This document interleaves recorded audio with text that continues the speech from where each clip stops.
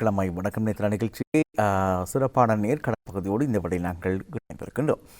இந்த சிறப்பான நேர்காணல் பகுதியிலே நான் ஏற்கனவே கூறியது போல நம் நாட்டு கலைஞர், நாடக நடிகர், மேடை நடிகர், தொலைக்காட்சி நாடகங்கள் மாத்திரமல்ல குறும் திரைப்பட நடிகர், அத்தோடு முழு நீள திரைப்பட நடிகர், வாய்ஸ் ஆர்டிஸ்டாக இன்னும் பல பரிமாணங்களோடு தன்னுடைய திறமையை வெளிக்காட்டி வருகின்ற நம் நாட்டு கலைஞர் ஜோனி ஆண்டன் அவர்களை அன்போடு கழகத்துக்கு வரவேற்கின்றோம். வணக்கம் ஜோனி ஆண்டன். வணக்கம். முதல்ல உங்களுக்கு நான் வாழ்த்து சொல்லணும். என்னென்னு சொன்னால், உங்களை பற்றிய ஒரு சுய விபர கோவை, ஒரு அழகான ஒரு ப்ரொஃபைலை மிக நேர்த்தியாக, அது தேவையான ஒரு விடயம். ஒரு கலைஞனுக்கு இப்படியான ஒரு ஒரு நேர்த்தியான ஒரு என்பது அல்லது சுய விபர கோவை என்பது தேவை. நீங்கள் உங்களுடைய துறை நடிப்பு துறையாக இருக்கிறது. உங்களுடைய அனைத்து வகையான அந்த கேரக்டர்கள், அந்த கதாபாத்திரத்துக்கேற்ற புகைப்படங்களோடு உங்களை தொடர்பு கொள்ள வேண்டிய விடயங்கள், உங்களுடைய அனைத்து துறைகளையும் மிக சிறப்பான முறையிலே செய்து இந்த புதிய தொழில்நுட்பத்தை பயன்படுத்தி இந்த அனுப்பி வைத்திருக்கின்றீர்கள். இது உண்மையில் வரவேற்கக்கூடிய ஒரு விடயம். முதலில் அதற்கு வாழ்த்துக்கள். நன்றி. இது சொல்கிறேன்னா, இது உண்மையிலே என்ன மாதிரி கலைஞர்கள், இது இப்போ இருக்கிற இந்த டெக்னாலஜிக்கு ஏற்ற மாதிரி, இப்போ அந்த காலத்தில் பார்த்தீங்கன்னு சொன்னால் ஃபோட்டோவை மட்டும் எடுத்துகிட்டு நாங்கள் கொண்டு போய் கொடுத்துட்டு வரணும், இல்லை கடிதங்கள் எழுதி வச்சு கொடுத்துட்டு வரணும் அப்படின்னு அந்த பழைய காலத்தில் அது இருந்தது. இப்போ என்னடா இந்த டெக்னாலஜி இந்த மாதிரி நாங்கள் இப்போ எல்லா வசதியும் இருக்குது. இப்போ அதுக்கேற்ற மாதிரி நாங்கள் ஏற்கனவே ஒர்க் பண்ண ப்ராஜெக்ட்டுகளோட அந்த லிங்க்குகளாக இருக்கட்டும் சரி, கேரக்டர் எடுத்த அந்த ஃபோட்டோஸ் ஆகட்டும் சரி, அதெல்லாம் வந்துட்டு நாங்கள் ஒரு ப்ரொஃபைலாக ரெடி பண்ணி வச்சா நம்ம அந்த ப்ரொஃபஷனல்னு சொல்லுவோம்ல, அதான் சரியாக இருக்கும். That is professional. நம்ம ஒரு தொழில் சார்ந்து போகும்போது அதை சரியாக செஞ்சிட்டோம்னு சொன்னால் எங்களுக்கு மேலே இருக்கிறவங்களுக்கு அது ஒரு இம்ப்ரெஸ் ஆகும் இருக்கும், இப்போ பக்கா ப்ரொஃபஷனலாக பண்ணியிருக்காரு அப்படின்றது. ஸோ இது என்ன மாதிரி அடுத்து வர கலைஞர்கள் இதை சரியாக ஃபாலோ பண்ணணும்னு நான் நினைக்கிறேன். அதுவும் இப்போ இருக்கிற இந்த டெக்னாலஜி, இந்த டிஜிட்டல் உலகத்துக்கு அது பெஸ்ட்டு. இரண்டாவதுக்காக ஒரு வாழ்த்து சொல்லியாகணும். கலாச்சார உடையில் வருகை தந்ததுக்கு, அதிலும் இந்த வேட்டி கட்டினால் இந்த பாதனை அணிய மாட்டார்கள் என்பது நம்முடைய மரபு.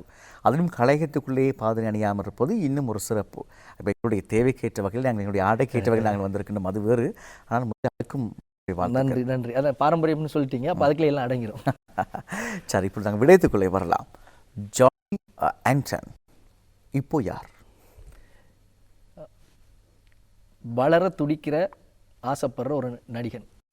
வளர துடிக்கின்ற ஆசைப்படுகின்ற ஒரு நடிப்பு, ஒரு ஆர்வம், போதை, காதல், அப்படி ஒரு நடிகன். இந்த நடிகனுக்கு அவனுடைய எதிர்பார்ப்புக்கு இலங்கை எத்தகைய ஒரு களத்தை ஏற்படுத்தியிருக்கிறது? எனக்கான ஒரு அங்கீகாரம் கொடுத்துருக்குது முயற்சியை செய்யறதுக்கு. இங்கே இப்போ எங்களோட கலைத்துறை நல்லா வளர்ந்துட்டு வருது இப்போ சமீப காலங்களில்.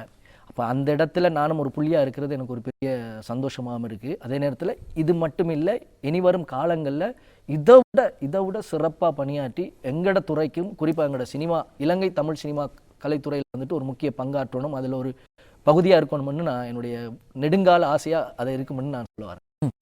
உங்களுடைய முதலாவது குறுந்திரைப்படம் எது ஜோனி? அது பேர் கேட்டிங்கன்னு சொன்னால் அதுவே கடைசி நிமிடம். என்னுடைய முதல் குறுந்திரைப்படத்தின் பெயரே கடைசி நிமிடம். கடைசி நிமிடம் என்பது நடிக்கிறதுக்கு முன்னால் இருக்கின்ற வாழ்க்கையினுடைய கடைசி நிமிடமாக வைத்துக்கொள்ளும். அப்படி காட்டாறு, தலைமை, இனி, சயனம், மற்றது உப்பில் உறையும் உயிர்கள், அத்தோடு நாங்கள் பார்க்கின்ற பொழுது உயில் என்கின்ற முழு நிலை திரைப்படம். உயில் என்றது குறுந்திரைப்படம் தான், மன்னிக்க வேண்டும். உயில், இப்படியாக பல திரைப்படங்கள் நாங்கள் பார்க்கின்றோம். பட்டியல் நீண்டு கொண்டே செல்கிறது. குடியிருப்பு, பகை, மூன்றாம் உயிர், கடைசி நிமிடம், நீங்கள் சொன்னது போல நீ மட்டும் போதும், ஜெனிஃபர், இப்படியான பல குறுந்திரைப்படங்கள் பட்டியலை நாங்கள் பார்க்கக்கூடியதாக இருக்கிறது. உங்களுடைய திரைப்படத்திலே ஒரு காட்சி ஆயத்தமாக இருந்து பார்ப்போமா? நிச்சயமா பார்க்கலாம். மாமா கிடைச்சாரு, விலாசினி கிடைச்சா, இனிமே லட்சிய கணக்கு சுமக்கலுமா வாசம் வீசும் பூவே, பழையலோசையே போதுமே, ஆசை வச்சே நானும் உண்மை, உன் சிரிப்பில் ஆசவுக்குதே. மத்தவங்க மாதிரி கிடையாது சார் எங்க அப்பா. ஒரு வார்த்தை தப்பா பேச மாட்டார். எல்லாத்தையுமே எனக்கு பார்த்து பார்த்து பண்றவர் சார்.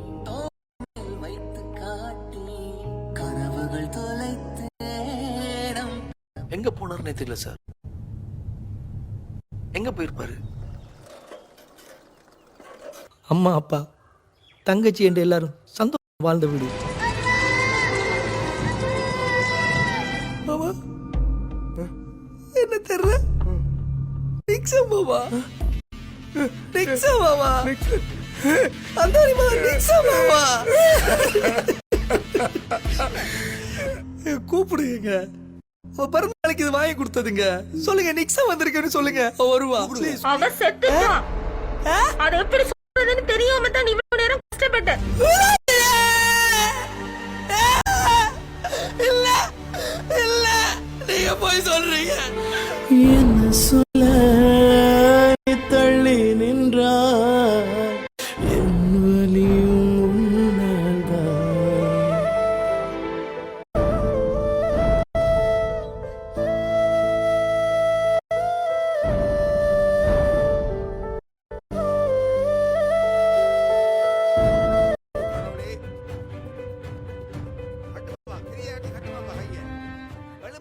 ஏய், இங்க வீட்டை பார்க்கணும் தேவையில்ல, வெளியில கொண்டு போடுவேன். போட அண்ணா இவனை கூட்டு போங்க.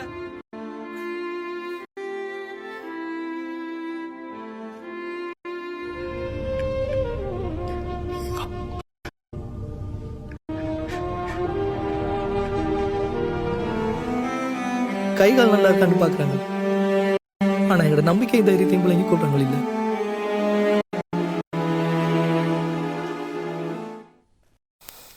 அனைத்துமே கடந்து வந்த பாதை மீண்டும் ஒரு முறை திரும்பி வரக்கூடியதாக இருந்தது. ஒரு திரைப்படத்தினுடைய காட்சி அல்ல, இதுவரை நடித்து கடந்து வந்த அந்த திரைப்படங்களுடைய ஒவ்வொரு காட்சிகளை ஒரு கோர்வையாக தந்திருந்தோம்.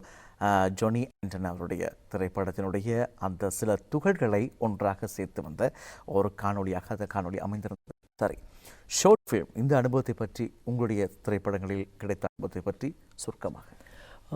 முதல்ல நான் சொன்ன மாதிரி கடைசி நிமிடம் பண்ணும்போது ஒரு ஒரு ஆஃப் டே ஷூட் தான். எங்கள்கிட்ட அந்த பொருளாதார வசதி இல்லை. கையில் இருந்த கேமராவும் பைக்குக்கு பெட்ரோல் போட்டோம்.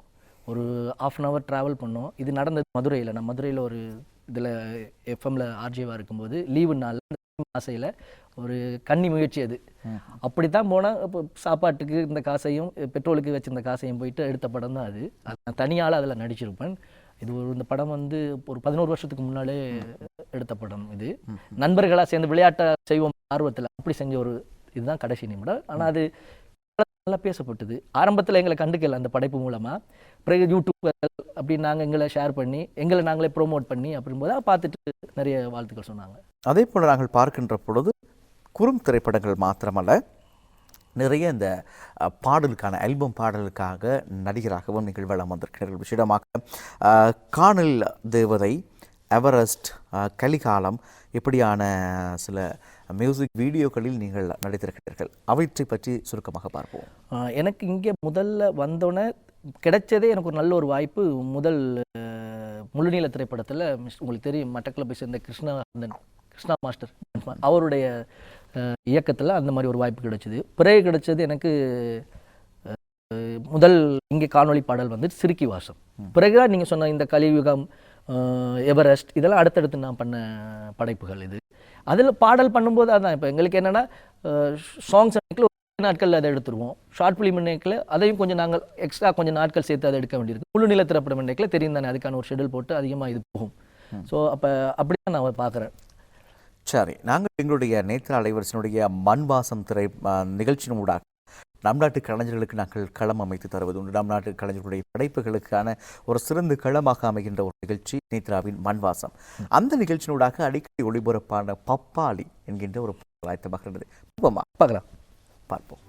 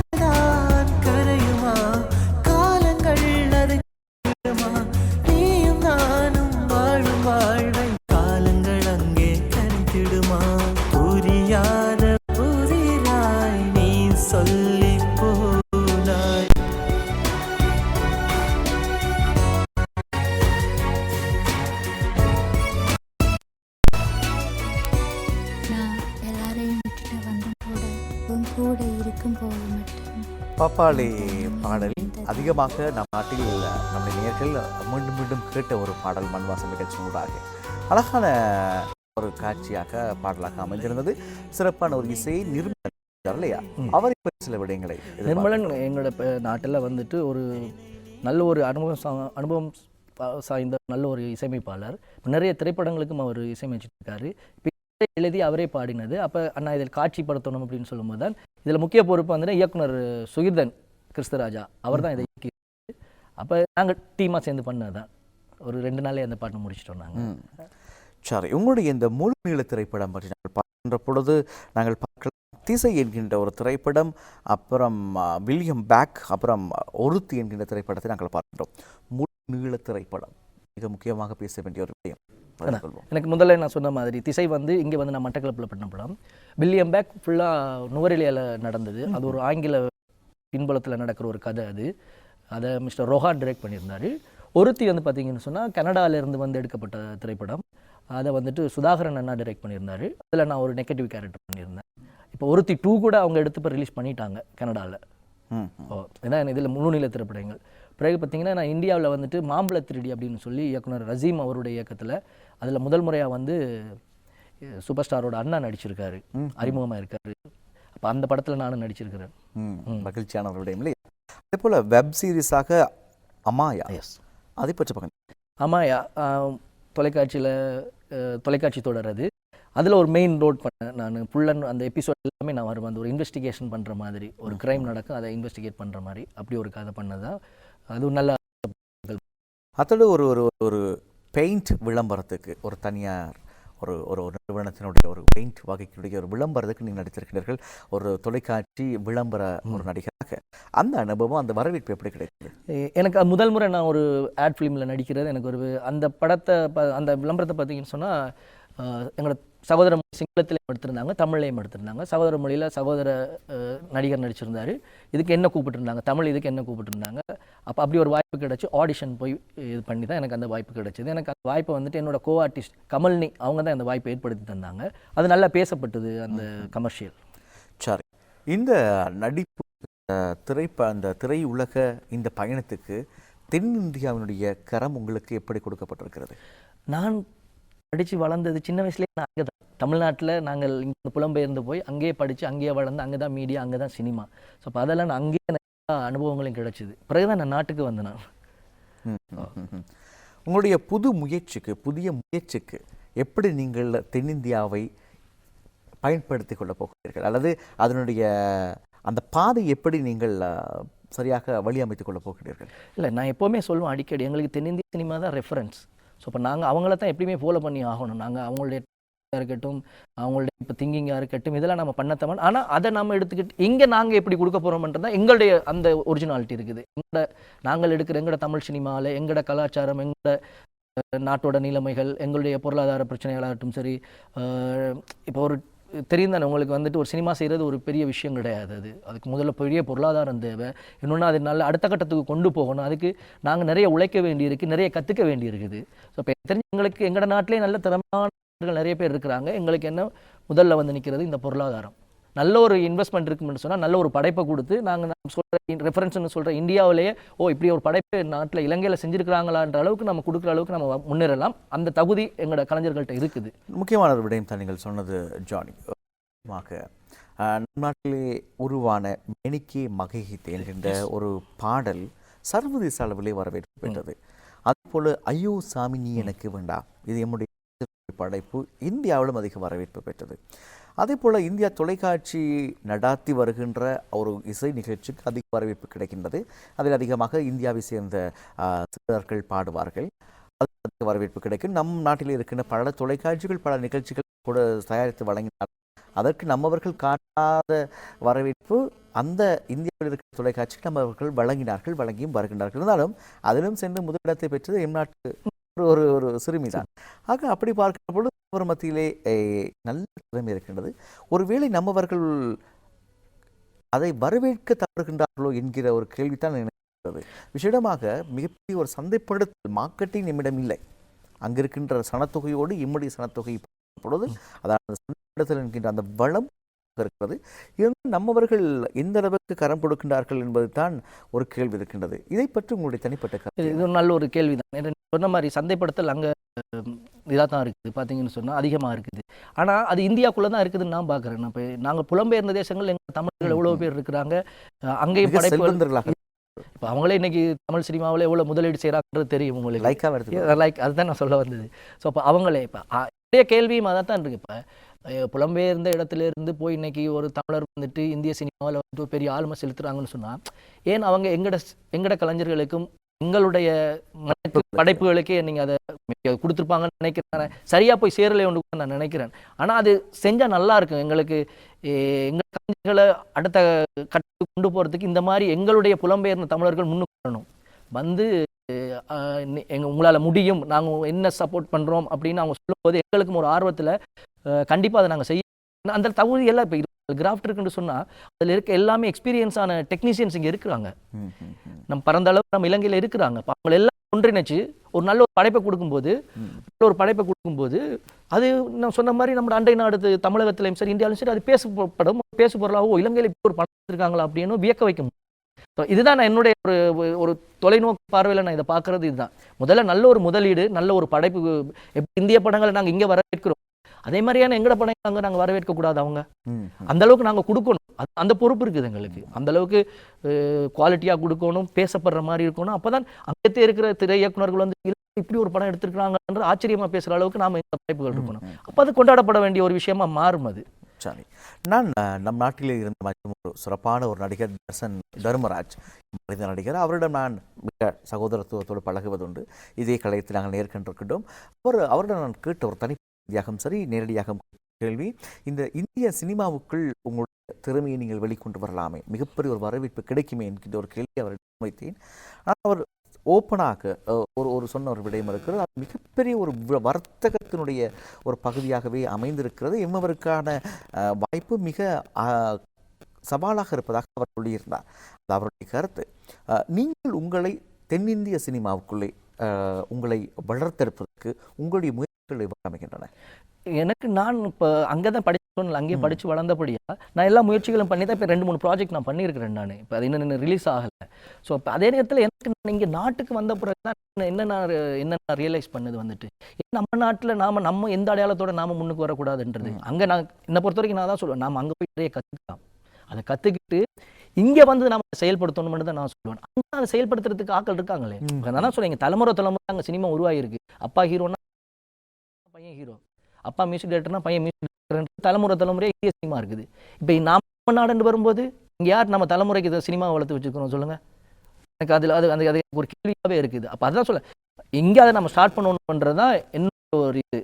என்ன மாதிரி கலைஞர்கள் வந்துட்டு இந்தியன் படங்கள் எங்களுக்கு முக்கியம்தான், நாங்கள் அது கொண்டாடப்பட வேண்டியது தான், அதில் இருக்க நல்லதுகளை நம்ம கற்றுக்கணும் தான், அதை ரெஃபரன்ஸாக எடுக்கத்தான் வேணும்.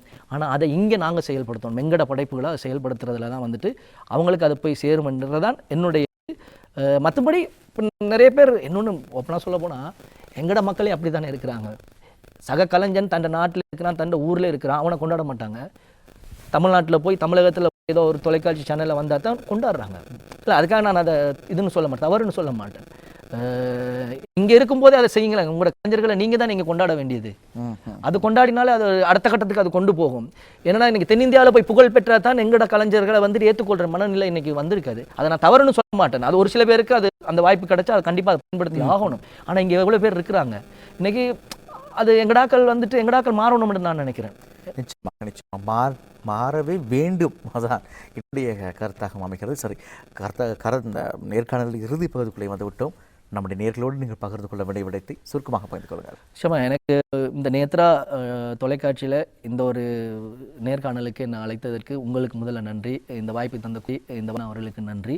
நான் என்னை போன்ற கலைஞர்களுக்கு அதான் சொல்லுவேன், அனுபவங்களை வளர்த்துக்கொள்ளுங்க, நிறைய படிங்க, படங்கள் பாருங்கள். முதல்ல தெரியாதுன்னு சொல்ல கற்றுக்கொள்ளுங்க, அது நல்ல விஷயம். அது இப்போ எல்லாம் இந்த 2K கிட்ஸ்னு சொல்கிறவங்களும் எனக்கு அவ்வளோ நல்லா ஷார்ப்பாக இருக்கிறாங்க. நிறைய டெக்னாலஜி அவங்களுக்கு தெரியுது. அவங்களோடலாம் சேர்ந்து ஒர்க் பண்ணும்போது எனக்கும் தெரியுது நாங்கள் வந்துட்டு எவ்வளோ இதாக இருக்கிறோம், அவங்கள எவ்வளோ இதாக இருக்கிறாங்க அப்படின்னு சொல்லி.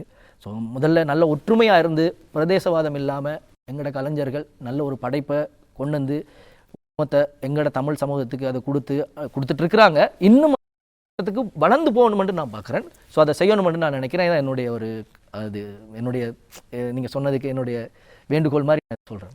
நிச்சயமாக இன்னும் பல வெற்றிகளை ஜானி ஆண்டன் நீங்கள் பெற வேண்டும்.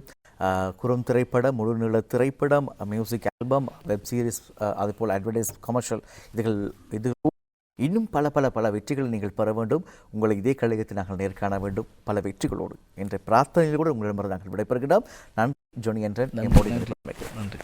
இன்றைய செவ்வாய்க்கிழமை வணக்கம் நேத்திர நிகழ்ச்சியிலே வார்த்தைக்கு விளம்பர இடைவெளியை தொடர்ந்து மற்றும் ஒரு சிறப்பான நேர்காணல் பகுதி காத்திருக்கின்றது. அத்தோடு கோகுல் இணைந்து கொள்வார்.